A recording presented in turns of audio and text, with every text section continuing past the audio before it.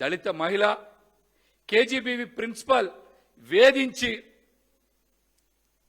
మరి వెంటాడి ఆమెపై కక్ష తీర్చుకున్నటువంటి ఆమదాల వలస ఎమ్మెల్యే కోన రవికుమార్ ఆయన మీద ఏం చర్యలు తీసుకున్నారు? రక్షణగా ఉండి మరి ప్రిన్సిపల్ని కాపాడాల్సినటువంటి ప్రభుత్వం ఎందుకు అండగా నిలబడలేకపోయింది? డైలాగులు పేల్చే చంద్రబాబు గారు మీ ఆగ్రహం, మండిపాటు, సీరియస్నెస్ ఎక్కడికి వెళ్ళాయి? ఆ ప్రిన్సిపల్ని ఎందుకు కాపాడలేకపోయారు? కోన రవికుమార్ మీద ఎందుకు మీరు చర్యలు తీసుకోలేకపోయారు? మీరు సమాధానం చెప్తారా? సమాధానం చెప్తారా? నేను లేస్తే మనిషిని కాదు, నాతో పెట్టుకోవద్దని సినిమా డైలాగులు బాగా చెప్తున్నారు కదా మీరు. మరి మీ సీరియస్నెస్ ఏమైంది? ఎక్కడికి వెళ్ళింది? ఎక్కడికి వెళ్ళింది? కనీసం ఒక్కరి మీదైనా సరే చర్యలు తీసుకున్నారా? ఒక కేసు పెట్టారా? క్యాబినెట్ మీటింగ్లో మాత్రం హై డ్రామా నడిపారు. ఎమ్మెల్యేలు చేస్తున్న చేష్టలకి చంద్రబాబు గారు సీరియస్ అని ఒక స్క్రోలింగ్స్ నడిపి చేతులు దులిపేసుకున్నారు. చేతులు దులిపేసుకున్నారు.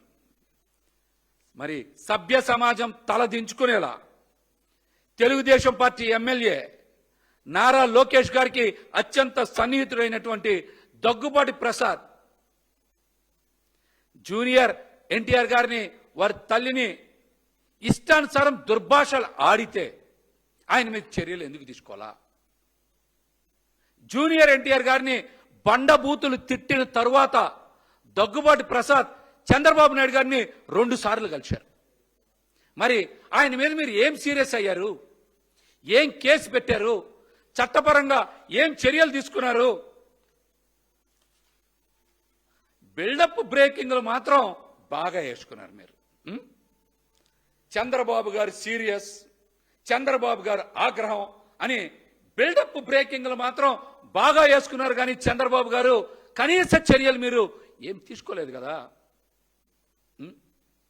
కనీస చర్యలు మీరు ఏం తీసుకోలేదు కదా. పబ్లిక్గా మీ ఎమ్మెల్యేలు, మీ మంత్రులు, మీ నాయకులు ఇష్టానుసారం బూతు పనులు చేస్తుంటే మీరేమో ఒక పక్కన ప్రోత్సహిస్తారు, క్యాబినెట్లో మాత్రం నీతులు చెప్తారా? చెప్పండి. ఏ ఎమ్మెల్యే మీద చర్యలు తీసుకోకపోతే వాళ్ళని మీరు ప్రోత్సహించినట్టే కదా. కానీ క్యాబినెట్లో మాత్రం నీతులు చెప్తున్న చంద్రబాబు గారు. చెప్పండి. చంద్రబాబు గారు సీరియస్లు, చంద్రబాబు గారు వార్నింగ్లు ఇవన్నీ ఉత్తివే. ఆయన ఏ ఎమ్మెల్యే మీద కానీ, మంత్రి మీద కానీ, తెలుగుదేశం పార్టీ నాయకుల మీద కానీ కేసులు పెట్టరు, బోనులో నుంచోబెట్టరు, చట్టపరంగా చర్యలు తీసుకోరు. రెడ్ బుక్ రాజ్యాంగం, పొలిటికల్ గవర్నెన్స్ పేరిట రాష్ట్రంలో జరుగుతున్నటువంటి అరాచకాలకి, దాడులకి చంద్రబాబు గారే రాజగురువు. చంద్రబాబు గారే రాజగురువు. ఆయనే ఈ అన్నిటికీ కూడా రాజముద్ర వేస్తారు. ఆయన సీరియస్ అని ఎల్లో మీడియా ప్రచారం చేసేది ఉత్తి బూటకం మాత్రమే, ఉత్తి బూటకం మాత్రమే. ఇంకా ఒక పెద్ద విషయం ఏంటంటే, చంద్రబాబు గారి పాలనలో బాధితులు పోలీస్ స్టేషన్కి వెళ్ళి కేసు పెడితే బాధితుల మీదే రివర్స్ కేసులు పెడతారు, వాళ్ళ మీద అక్రమ కేసులు పెడతారు, వాళ్ళని వేధిస్తారు, నోరు విప్పితే దాడి చేస్తారు, దౌర్జన్యాలు చేస్తారు, ఇంకా మాట్లాడితే కేసులు పెట్టి జైల్లో వేస్తా ఉన్నారు. చెప్పండి, ఇది ఎంతవరకు న్యాయం చంద్రబాబు నాయుడు గారు? చెప్పండి. చంద్రబాబు గారి పాలనలో ఈ రౌడీలు, గోండాలు, సంఘ విద్రోహ శక్తులు రాష్ట్రంలో చెలరేగిపోతున్నారు.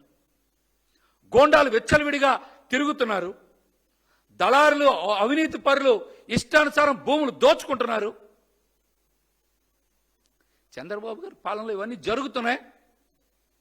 ప్రజలు ఎన్నిటి మీద గగ్గోలు పెడుతున్నారు, మమ్మల్ని ఎవరు పట్టించుకునే నాదులు లేడని. ప్రశ్నిద్దాం అనుకుంటే, మరి బాధితులకు అండగా నిలబడదాం అనుకుంటే వాళ్ళ మీద తిరిగి కేసులు పెట్టి జైలు వేస్తున్న చంద్రబాబు నాయుడు గారి నిజస్వరూపం ప్రజలకు అర్థమైపోయింది.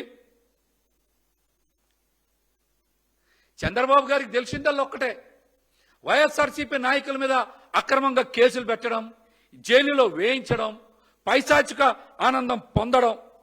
అంతకన్నా మీరేం చేస్తున్నారా? ప్రజలు అన్నిటినీ చూస్తూ ఊరుకుంటారని మాత్రం మీరు అనుకుంటే అది పొరపాటే.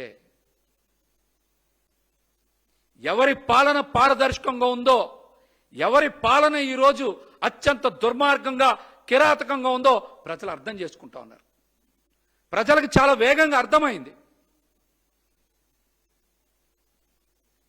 మరో పక్కన పవన్ కళ్యాణ్ గారు కూడా మరి అటవీ శాఖ అధికారుల మీద దాడి చేస్తే ఒక ట్విట్టర్తో ఆయన కూడా మమ అనిపించారు. చర్యలు తీసుకోవాలని కానీ, అధికారులకు అండగా ఉంటామని కానీ, చర్యలు తీసుకోకపోతే నేను బలంగా ప్రశ్నిస్తానని కానీ ఆయన ఎక్కడా మాట్లాడలా. ఆయన ఎవరైనా నమ్ముకుంటే నట్టేట మునిగిపోతారని చెప్పడానికి ఇదొక సాక్ష్యం. ఎందుకు ఈ మాట చెప్తా ఉన్నానంటే, విశాఖపట్నం స్టీల్ ప్లాంట్ అయినా, సుగాలి ప్రీతి కేసు అయినా ఆయన గతంలో ఏం మాట్లాడారో, ఇప్పుడు ఏం జరుగుతుందో మనందరికీ తెలుసు. ఆయన మాట మీద నిలబడేటువంటి మనిషి కాదు. ఆయన జనసేన పార్టీ కోసమో, ఈ రాష్ట్ర ప్రజల కోసమో పనిచేసేటువంటి వ్యక్తి పవన్ కళ్యాణ్ గారు కాదు.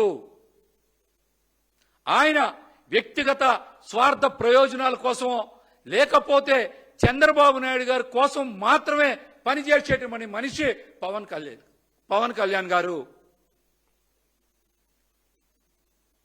స్టీల్ ప్లాంట్ ప్రైవేటీకరణ మీద ఆయన మాట్లాడారా? సుగాలి ప్రీతి కేసు మీద ఏమైనా మాట్లాడారా?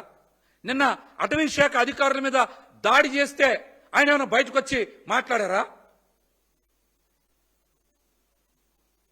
అంటే ఆయనకి వ్యక్తిగత ప్రయోజనాలే ముఖ్యం, ప్రజలు కానీ పార్టీ కానీ ముఖ్యం కాదని చెప్పడానికే ఈ మాట చెప్తా ఉన్నాం. ఆయన్ని నమ్ముకుంటే ఎవరైనా సరే నట్టేట మునిగిపోతారని చెప్పడానికి నిన్నటి సంఘటన కూడా ఒక ఉదాహరణని చెప్తా. చంద్రబాబు నాయుడు గారి పాలన రాక్షస పాలన, ఆయనది బండరాయి పాలన. అరాచకాల్ని, అన్యాయాల్ని, దౌర్జన్యాలు చేస్తే ప్రజలు చూస్తూ ఊరుకోరని హెచ్చరిస్తా ఉన్నాం. అతి తొందరలోనే మీకు ప్రజలు బుద్ధి చెప్తారని కూడా తెలియజేస్తా ఉన్నాం.